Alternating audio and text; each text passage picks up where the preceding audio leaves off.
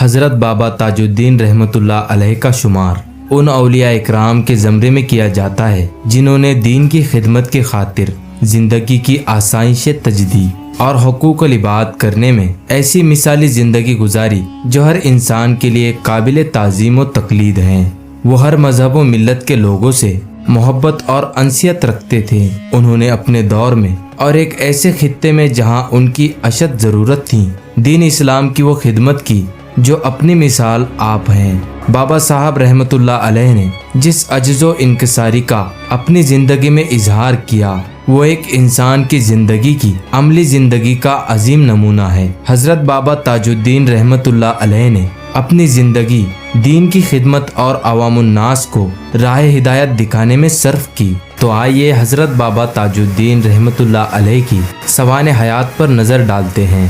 حضور سیدنا بابا تاج الدین رحمۃ اللہ علیہ کی پیدائش 27 جنوری 1861 عیسوی بمطابق 5 رجب 1277 ہجری بروز پیر ناگپور کے قریب کامٹھی میں ہوئی، جو ناگپور سے 15 کلومیٹر کے فاصلے پر آباد ہیں۔ ان دنوں کامٹھی میں انگریزی فوج کی چھاونی ہوا کرتی تھی۔ آپ کے والد سید بدر الدین فوج میں صوبیدار تھے۔ پیدائش کے وقت عام طور سے بچے روتے ہوئے پیدا ہوا کرتے ہیں، مگر بابا پیدائش کے بعد بھی خاموش رہے۔ وہاں موجود عورتوں نے سمجھا کہ بچہ مردہ پیدا ہوا ہے، چنانچہ ان کو رلانے کے لیے طرح طرح کی ترکیبیں کی گئیں۔ ان کی پیشانی اور رانوں پر داغ دیے گئے۔ تب آپ تھوڑا رو کر پھر چپ ہو گئے۔ یہ داغ آپ کے جسم مبارک پر آخر تک نمایاں رہے۔ آپ کا سلسلہ نسب سید امام حسن عسکری رحمۃ اللہ علیہ سے ملتا ہے۔ حضرت امام حسن عسکری رحمۃ اللہ علیہ کے پوتے سید عبداللہ عرب سے آ کر مدراس میں مقیم ہوئے اور آپ کی اولاد مدراس اور اطراف مدراس میں پھیلی۔ حضرت بابا تاج الدین رحمۃ اللہ علیہ کے آباء و اجداد کولار میں بس گئے۔ آپ ہی کے خاندان کی وجہ سے یہ علاقہ کولار شریف کہلاتا ہے۔ اس خاندان میں کئی بزرگ ولی کامل ہوئے۔ آپ کے والد بزرگوار ملازمت کے سلسلے سے کامٹھی میں آ کر آباد ہو گئے تھے۔ آپ کی والدہ ماجدہ کریم بی صاحبہ مدراسی پلٹن کے صوبیدار شیخ میراسی صاحب کی صاحبزادی تھیں۔ مشہور ہے کہ آپ کے والدہ ماجدہ بھی پیدائش کے وقت نہیں روئی تھی، اس لیے انہیں مردہ سمجھ کر گھوڑے پر ڈال دیا گیا تھا، اسی لیے انہیں گھورن بھی کہتے تھے۔ حضرت بابا تاج الدین رحمۃ اللہ علیہ بچپن ہی میں اپنے والدین کے سائے سے محروم ہو گئے تھے۔ 1 سال کے تھے جب ان کے والد کی وفات ہو گئی اور پھر 9 سال کی عمر میں والدہ ماجدہ کے سائے عاطف سے محروم ہو گئے۔ آپ کی پرورش آپ کی نانی صاحبہ نے کی۔ یہی وجہ ہے کہ کچھ تو لوگ آپ کو شیخ صدیقی کہتے ہیں، کیونکہ آپ کے نانا شیخ میرا صاحب شیخ صدیقی تھے۔ آپ کی ابتدائی تعلیم کامٹھی کے مدرسے میں ہوئی۔ 15 سال کی عمر تک آپ نے اردو، عربی، فارسی اور انگریزی کی تعلیم حاصل کی۔ طالب علمی کے زمانے میں ایک دن مدرسے میں کامٹھی کے مشہور صوفی بزرگ حضرت عبداللہ شاہ صاحب تشریف لائے۔ آپ نے حضرت بابا صاحب کو دیکھا اور مولانا سے فرمایا، تو اسے کیا پڑھاتا ہے؟ یہ تو ازل ہی سے سب کچھ پڑھ کر آیا ہے۔ اس واقعے نے حضرت بابا صاحب رحمۃ اللہ علیہ کی زندگی کا رخ ہی موڑ دیا۔ مولانا حضرت شاہ صاحب سے واقف تھے اور انہیں صاحب کشف بزرگ کی حیثیت سے جانتے تھے۔ شاہ صاحب دھیرے دھیرے بابا صاحب کے پاس آئے، اپنی جھولی میں سے ایک چھوارا نکالا، آدھا خود کھایا اور آدھا بابا صاحب کو دیا۔ انہوں نے بے جھجک آپ کا جھوٹا چھوارا کھا لیا۔ تب شاہ صاحب نے دیکھا، انہیں سبق دیا، کم کھاؤ، کم سو اور کم بولو۔ قرآن شریف کی تلاوت اس طرح کرو جیسے رسول اکرم خود کرتے تھے۔ چھوارا کھاتے ہی بابا صاحب کی حالت بدل گئی، بے ساختہ آنکھوں سے آنسو جاری ہو گئے۔ 3 دن تک آپ کا یہی حال رہا، رخت تاری ہو گئی اور دنیا کی ناپائیداری اور بے ثباتی کا احساس ہونے لگا۔ اس کے بعد آپ نے دوسرے بچوں کی طرح کھیلنا کودنا بند کر دیا، خلوت پسند ہو گئے اور اپنا زیادہ تر وقت پڑھنے اور فکر کرنے میں گزارنے لگے۔ عربی فارسی کے شاعروں اور صوفیوں کا کلام زیر مطالعہ رہتا تھا۔ مولانا روم اور حافظ شیرازی کے اشعار اکثر زبان پر رہنے لگے۔ اس طرح نہایت خلوص کے ساتھ آپ پڑھنے اور ظاہری علوم حاصل کرنے میں لگے رہے۔ وہ نہ صرف نصاب کی کتابوں کا مطالعہ کرتے بلکہ خارج میں بھی بہت کچھ سیکھ رہے تھے۔ آپ کھلے دل اور دماغ سے سچی انسانیت کا سبق پڑھ رہے تھے۔ وہ ہندو اور مسلمان میں کوئی فرق نہیں کرتے تھے، سبھی لوگ ان کی نظر میں یکساں تھے۔ सही मानी में वो इंसानियत के मुबल्लिग और अमीन थे और इंसानियत का सबक पढ़ाने ही के लिए इस सरजमीन पर तशरीफ लाए थे। 1879 ईस्वी में कान्हा नदी में पानी बढ़ जाने से कामठी में सैलाब आ गया और तकरीबन आधी आबादी तबाही की चपेट में आ गई। बहुत से मकान बह गए। इसमें बाबा साहब के नाना का मकान भी था, इसलिए उनके मामू अब्दुल रहमान साहब को मुलाजिमत करनी पड़ी। इस वक्त बाबा साहब की उम्र 18 साल थी। उनके मामू साहब ने उन्हें फौज में भर्ती होने की सलाह दी, मगर नानी की मोहब्बत आड़े आई और आप फौज में जाते जाते रुक गए। 2 साल तक आप मजीद मुलाजिमत से दूर रहे, लेकिन 1881 ईस्वी में जब आपकी उम्र 20 साल थी, आप फौज में भर्ती हो गए। इसके लिए आपने बड़ी मुश्किल से नानी साहिबा को राजी किया। आपका ऊंचा कद, मजबूत जिस्म और उम्दा सेहत फौज में भर्ती होने के लिए मुआवन साबित हुए। आप नागपुर की रेजिमेंट 13 में सिपाही के तौर पर भर्ती हुए। 1884 ईस्वी में आपकी रेजिमेंट सागर के लिए रवाना हुई और काफी अरसे तक वहीं कयाम रहा। फौज के साथ बाबा साहब ने कई मुमालिक का सफर किया। फ्रांस के दौरे के बाद बाबा साहब की रेजिमेंट ने हैदराबाद दक्कन में डेरा डाल दिया। यहाँ एक अमेरिकी अफसर मिस्टर बेंस को बाबा साहब ने कुरान शरीफ की तालीम दी। यहीं एक दूसरे फौजी अफसर मिस्टर वेलम ने बाबा साहब से रूहानी तालीम हासिल की। बाद में वो कलकत्ता चले गए और बकिया जिंदगी एक कब्रिस्तान में गुजार दी।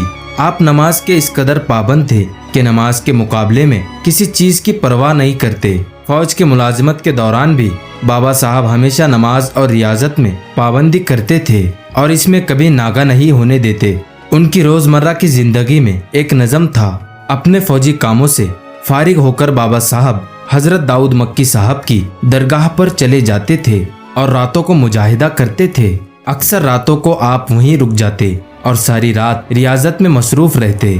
आपकी नानी साहिबा को जब ये खबर मिली तो आप बहुत परेशान हुई कि कहीं मेरा नवासा बिगड़ तो नहीं गया और बुरी सोहबतों में तो नहीं फंस गया। इसीलिए एक रात आपका पीछा करती हुई दरगाह तक पहुंच गई। आपको इबादत में मशगूल देखकर वापस लौट आई और नवासे को बहुत सी दुआएं दी।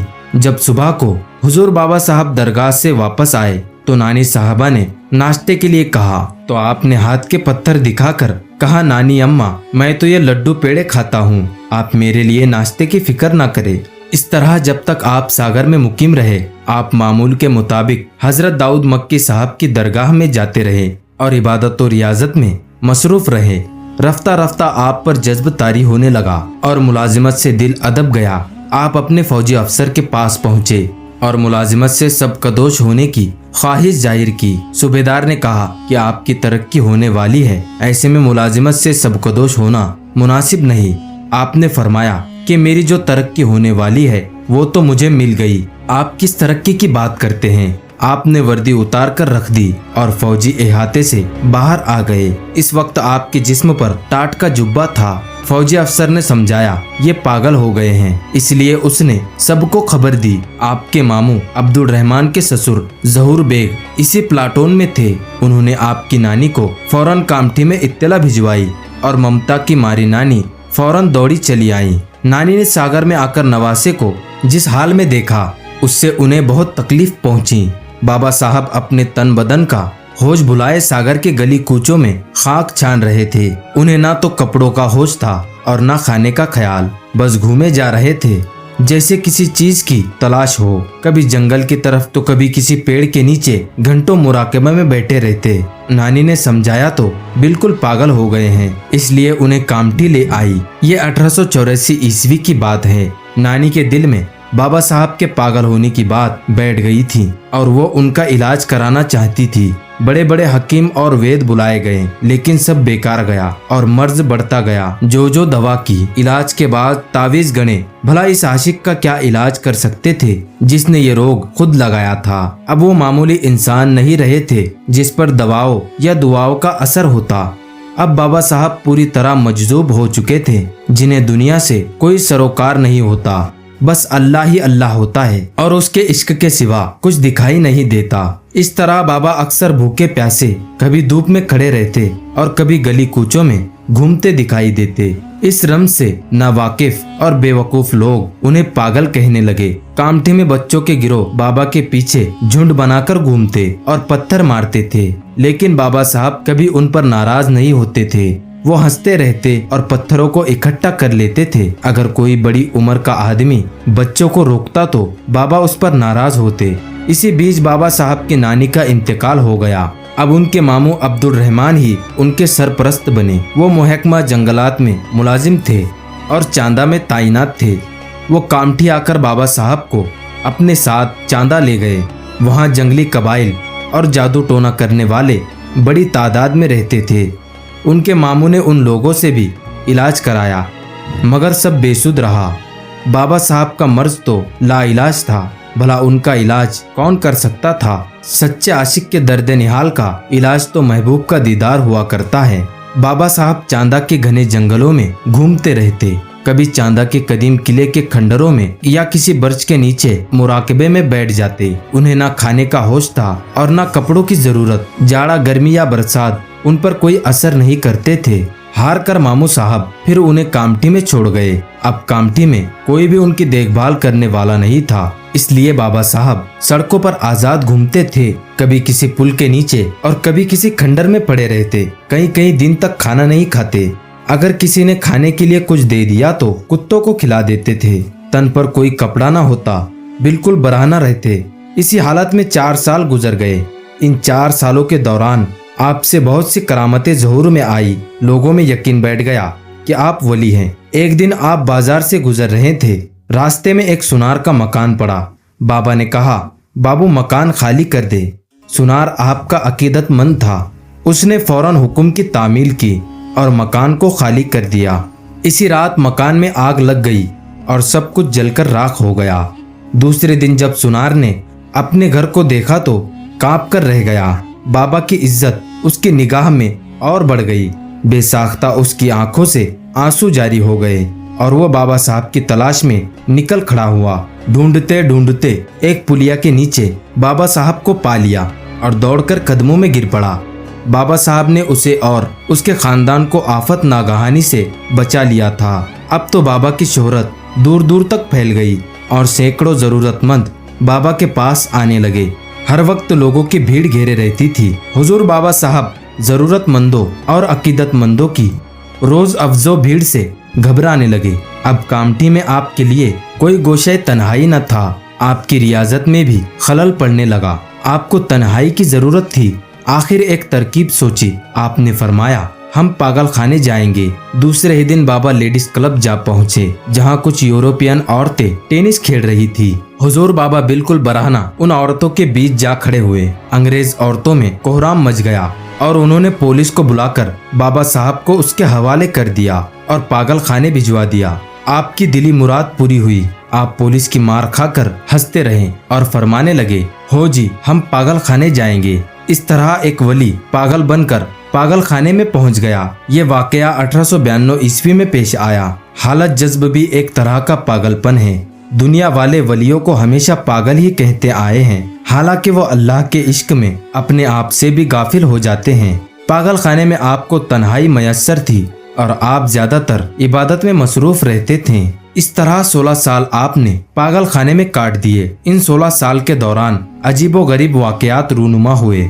27 अगस्त 1892 ईस्वी को आप पागल खाने में दाखिल हुए थे, लेकिन इसी दिन आप कामठी में घूमते हुए देखे गए, जबकि नागपुर से कामठी काफी दूर है।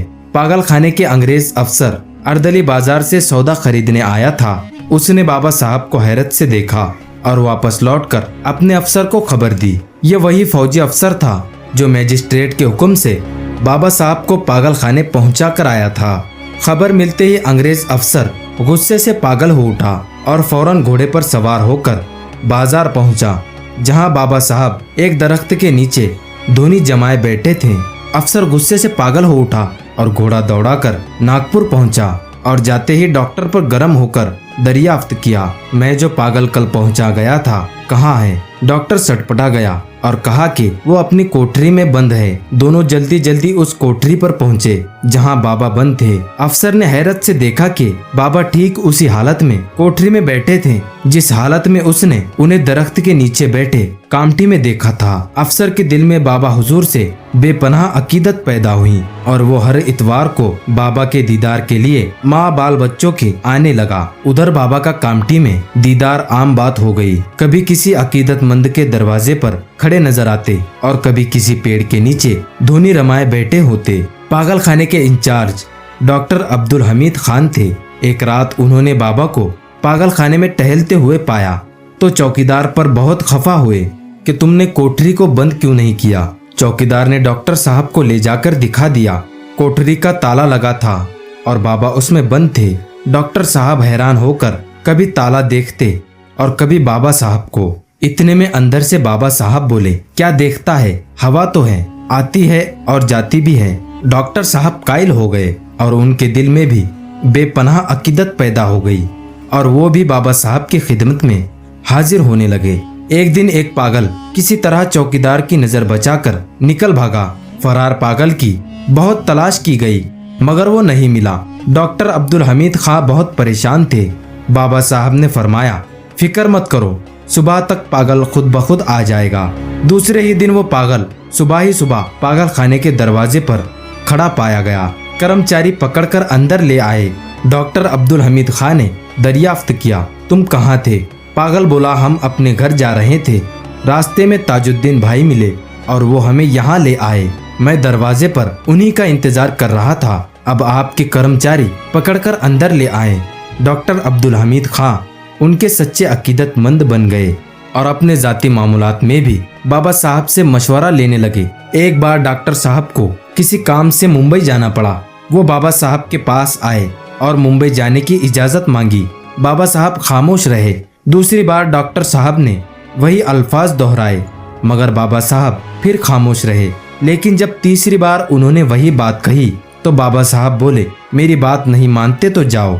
साथ ही बाबा ने झाड़ का एक पत्ता तोड़कर डॉक्टर साहब को दे दिया जो उन्होंने बड़ी अकीदत के साथ अपनी जेब में रख लिया और सफर पर रवाना हो गए। भुसावल के स्टेशन पर डॉक्टर साहब किसी काम से रेल से उतरे और जल्दी में लाइन क्रॉस करने लगे। इत्तेफाकन एक तेज रफ्तार इंजन इसी लाइन पर आ गया। डॉक्टर साहब मौत के खौफ से बेहोश हो गए। तब इंजन अचानक उनके पास आकर रुक गया। ड्राइवर और फायरमैन इंजन से उतरकर उनके पास आए और बोले, आप जरूर कोई महात्मा या वली हैं। तभी तो इंजन बगैर ब्रेक लगाए रुक गया। डॉक्टर साहब ने कहा, मैं कोई वली या महात्मा नहीं हूँ, मैं तो एक वली का अदना खादिम हूँ। और डॉक्टर साहब ने इजाजत मांगने से लेकर अब तक का सारा किस्सा सुनाया तो सैकड़ों लोग बाबा के मुताकिद हो गए और उनसे दुआ कराने के लिए पागल खाने में आने लगे। हर वक्त पागल खाने में भीड़ रहने लगी। जो लोग बाबा साहब के पास आते थे अपनी मुरादें पाते थे। अल्लाह बाबा साहब की सिफारिश पर उनकी झोली को हर मुराद से भर देता था। नागपुर के महाराजा राघोजीराव भोसले ने 2000 रुपए नगद जमानत जमा की और बाबा साहब को अपने महल ले आए। पागल खाने में 16 साल से ज्यादा अरसे गुजार कर आखिर सितंबर 1908 ईस्वी को बाबा की पागल खाने से रिहाई मिली। महाराजा ने बाबा साहब के लिए शकरदरा महल के इहाते में ही वाक़े लाल महल में मुकाम पर कयाम का बंदोबस्त कर दिया। बाबा साहब 1 माह तक शकरदरा में रहकर महाराजा की इजाजत से वाकी के जंगलों में चले गए। वाकी के पटेल श्री काशीनाथ राव बाबा साहब के भक्त थे। उन्हें जोड़ों में दर्द की शिकायत थी जिसके इलाज के लिए वो अक्सर नागपुर आया करते थे। एक दिन पागल खाने के सामने से गुजर रहे थे कि एक जम गफीर देखकर रुक गए। दरियाफ्त करने पर मालूम हुआ कि पेड़ एक संत के दर्शन के लिए जमा है। काशीनाथ ने बाबा साहब को देखकर सर झुका दिया। बाबा साहब ने फरमाया, नाना आप ठीक हो जाते हम तुम्हारे घर आएंगे। काशीनाथ राव के जोड़ों का दर्द जाता रहा और काशीनाथ मुस्तकिल बाबा साहब की खिदमत में हाजिर होने वालों में शामिल हो गए। एक दिन बाबा साहब महाराजा की बग्गी में सवार चले जा रहे थे। पाटन सावंगी पहुंचकर बाबा साहब ने फरमाया, नाना को बुलाए, हम वाकी जाएंगे। फौरन वाकी खबर भेजी गई जो पाटन सावंगी से शुमाल की जानिब सिर्फ 4 मील के फासले पर वाक़ हैं। काशीनाथ राव पटेल फौरन 4 बैलगाड़ियां लेकर आ पहुंचे और शानदार इस्तकबाल करके बाबा को वाकी ले गए। इस तरह बाबा साहब वाकी पहुंच गए। काशीनाथ राव पटेल ने बाबा की खिदमत में कोई कसर नहीं छोड़ी। कई खिदमतगार मुकर्रर कर दिए और खुद भी खिदमत में हाजिर रहते थे। मगर बाबा साहब ने कभी बिस्तर पर आराम नहीं किया। जब बैठते जमीन पर, जब लेटते तो भी जमीन पर। जाड़ा गर्मी बरसात, हर मौसम में एक कुर्ते के सिवाय कुछ नहीं पहनते थे। सर और पाँव हमेशा नंगे रहते थे। जिस तरह पागल खाने में आपने हजारों करामात दिखाई और हजारों लोगों को फैज़ पहुंचाया, यहाँ वाकई में भी आपकी करामात और फैज़ का सिलसिला जारी रहा। वाकई शरीफ में क़याम के दौरान मस्जिद, मदरसा, शिफा खाना और अदालत, क़यामगाह बाबा साहब ने पटेल के खेत में एक बड़े इमली के दरख्त के नीचे क़याम किया और अक्सर वहीं रियाजत में मसरूफ़ रहते। वहाँ अकीदतमंद आते और बाबा से फैज़ हासिल करते। हुजूर बाबा साहब ने इस मुकाम को छोड़कर नागपुर का नाम दिया था। रफ्ता रफ्ता वहाँ आकर रहने वालों की तादाद बढ़ गई और अच्छी खासी बस्ती आबाद हो गई। बाबा साहब ने अपने क़यामगाह के इहाते में एक मुकाम को मस्जिद के नाम से मौसूम किया हुआ था। यहाँ बाबा हर उस शख्स को जो रूहानी तकालीफ में मुब्तला होता नमाज पढ़ने का हुक्म देते। उन लोगों में हर मज़हब व नज़रिए के अशख़ास शामिल होते। हिंदू, मुसलमान, सिख, ईसाई, किसी की कोई तफरीक नहीं थी। ये देखा गया है कि इस मस्जिद में जो भी नमाज पढ़ लेता था रूहानी तकालीफ से आज़ाद हो जाता और नफसानी बुराइयों से पाक हो जाता। आपने आम के एक बड़े दरख्त को मदरसे का नाम दिया था।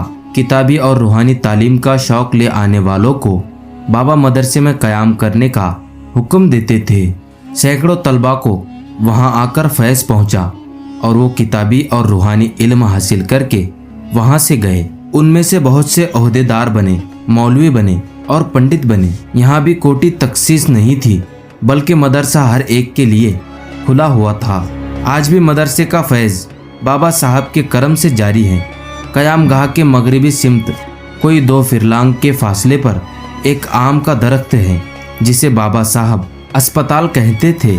अगर कोई लाइलाज मरीज बाबा के पास आता तो बाबा उसे इस आम के पेड़ के नीचे क़याम करने का हुक्म देते।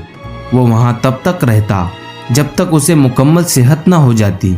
एक बार एक अंग्रेज़ जो अपनी बीमारी से तंग आ चुका था बाबा साहब की खिदमत में हाजिर हुआ। वो इतना कमज़ोर था कि चल भी नहीं सकता था। बाबा साहब ने उसे सूखी रोटी देकर कहा, इसे पानी में भिगोकर खाओ और अस्पताल में रहो। वो अंग्रेज़ पानी में भिगो कर सूखी रोटी खाता रहा, यहाँ तक कि वो बिल्कुल तंदुरुस्त हो गया। उसके रिश्तेदार के जो उससे मिलने आए तो उसे पहचान न सके। मदरसे के करीब एक आम के दरख्त को बाबा साहब कचहरी कहते थे। दुनियावी मालूमात में गिरफ्तार और परेशान आते तो बाबा उनको कचहरी में ठहरने का हुक्म देते। जब तक बाबा साहब इसे छुट्टी ना देते वो वहीं क़याम करता, उसी आम के पेड़ के नीचे पड़ा रहता और जब बाबा की इजाज़त पाकर घर लौटता तो मामला ख़त्म हो चुका होता।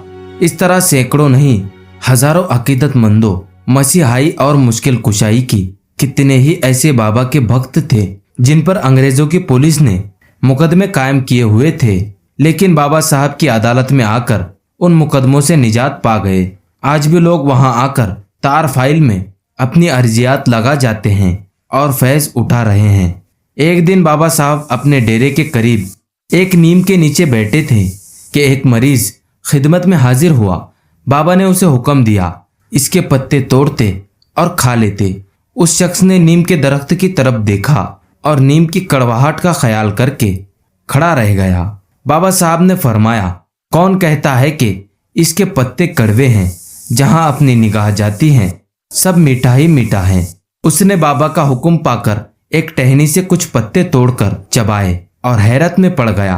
वाकई कड़वाहट का नाम न था, पत्ते मीठे थे। तब से कितने ही आने वाले इस पेड़ के मीठे पत्ते अपने साथ ले जाते हैं और उनसे फैज़ हासिल करते हैं। उनकी बीमारी दूर हो जाती है।